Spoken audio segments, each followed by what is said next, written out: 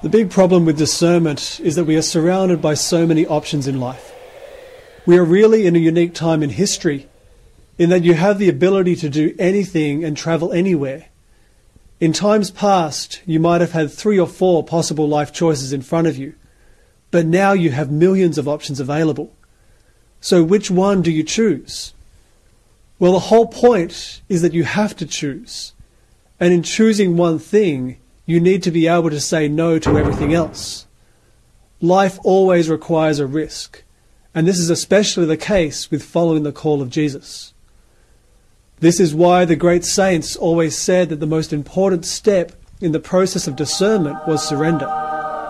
If you really want to know Jesus' will for your life, you need to be able to surrender your whole life into His hands. This is difficult, because all of us have our own plans and dreams for life. And these are good things that will lead us to do good in the world. But they are our plans and not necessarily God's plans. There is a big difference between doing God's will and just doing your will for God.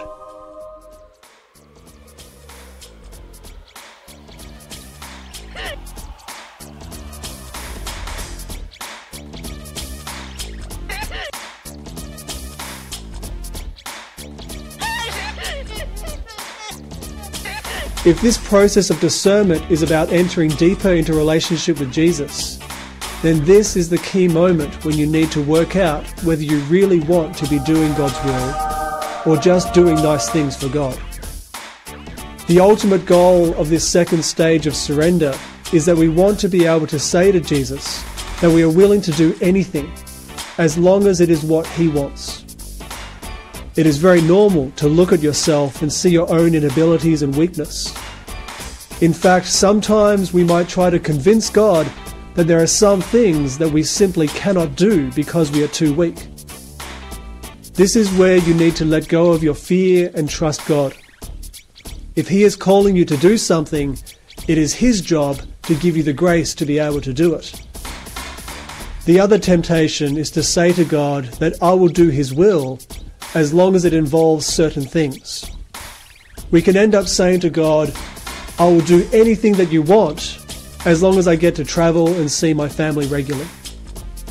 This can make the process of discernment very frustrating. It is as though we are saying to God, bend your heart to my will, instead of praying, bend my heart to your will. This is like asking an artist to paint a masterpiece, but telling him that it has to involve certain shapes. The artist will do his best to paint something beautiful, but he'll be severely limited